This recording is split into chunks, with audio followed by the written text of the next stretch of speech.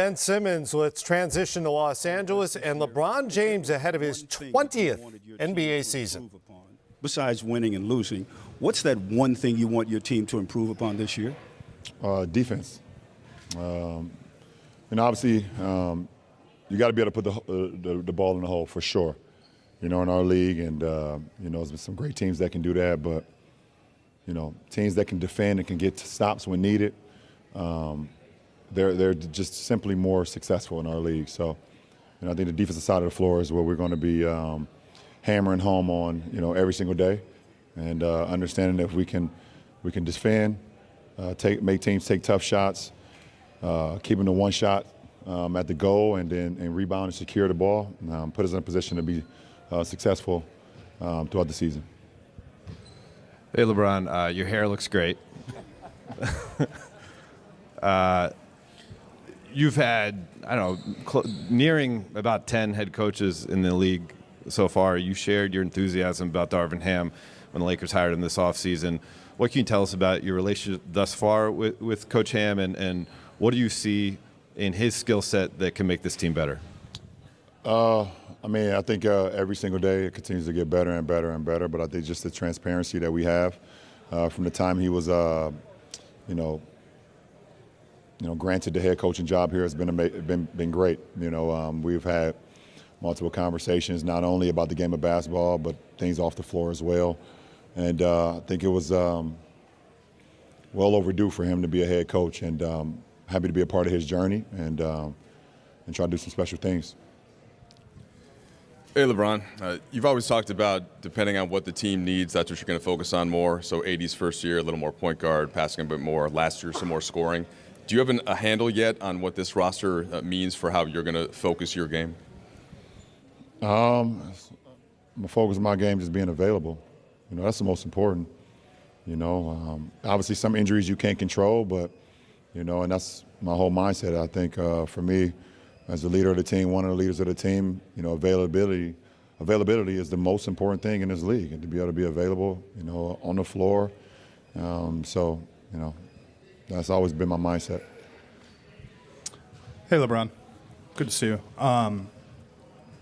Over the course of this summer, during your time to unwind and some of your work, how much thought have you given to Kareem Abdul-Jabbar's record and kind of the likelihood or possibility of setting that, and has that even begun to soak in that at some point this season you could be the league's all-time leading scorer? The only time I've kind of thought about it is when someone, it been posted on social and it's went through my scroll, went through my feed, and I've seen it.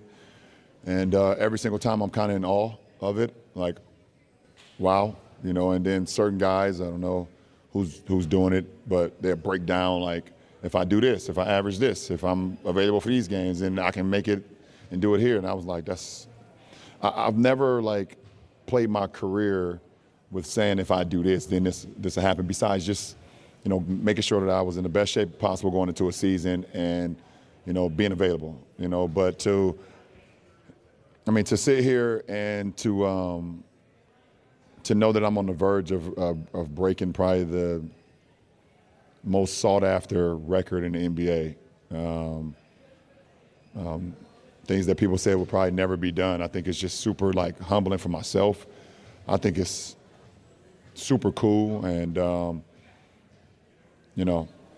obviously Kareem has had his differences, with some of my views and some of the things that I do. But listen, at the end of the day, to be able to be in the same, breath as a guy that wore the same uniform, a guy that was a staple of this franchise, along with Magic and big game over there for so many years, especially in the 80s, and a guy that does a lot off the floor as well. I think it's just super duper dope for myself to be even in that conversation. Anytime my name is, mentioned with the greats, if it's, obviously, Wilt or MJ or now Kareem or whatever the case may be. It's just super humbling. You guys always see me use my hashtag, the kid from Akron, and those are the moments where I really think about that kid from Akron, of walking those streets and, either playing basketball where I actually had a basketball in the hoop, or actually just walking around and air dribbling and shooting into an invisible hoop, and counting 5, 4, 3, 2, 1 and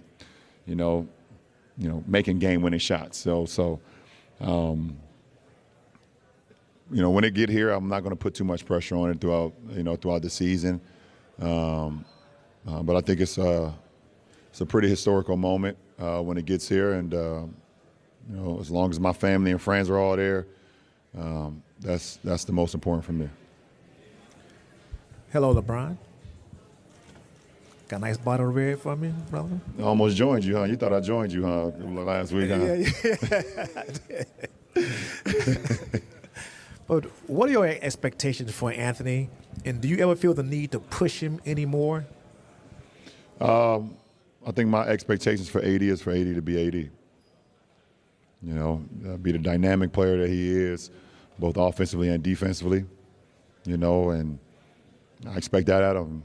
I've always expected that out of him ever since he, became a part of this franchise, and nothing has changed. He expects a lot out of me as well. So, for us to be going into another season, it's a dynamic that I'm looking forward to, and I believe he's going to have a hell of a season, and I'm looking forward to being part of that journey. LeBron, you guys just had your mini camp, the players-only mini camp in San Diego. How did that go, and what were your first impressions of the group getting together for the first time? The most important is that we got some good work in on the floor, and everybody got back here safe. You see everybody here at training camp. He's alive, as you can tell. But that's the most important. We got some great work in on the floor, and everybody got back home safe. So, it was a good week, a good weekend. Yeah, LeBron, considering the difficulties of last season, do you think Russell Westbrook can make his game work here? Can he adjust it? Can he be part of this? No, absolutely. Absolutely. Look forward to, like I said, being on a part of the journey with him this year. And, it's going to be a great year for him. And we're going to be right there with him, and, we're here, and it starts tomorrow. It's all about putting in the work. And when you put in the work, you see the results. So I'm looking forward to it. Hey, LeBron. Sorry, just one more if you don't mind. Rob was just talking to us a minute ago about the importance of your commitment and how the Lakers are committed to building a competitive team around you, including draft picks. When you signed the extension last month, what were you looking for to see from this organization, whether it be from Rob or Jeannie or anyone else? I came here because I believed in the franchise, so and I'm still here. It's literally that simple, and that's simple. So I'm committed to the franchise for as long as my career, my contract is. But I look forward to get going tomorrow and start another season, part of the Lakers franchise.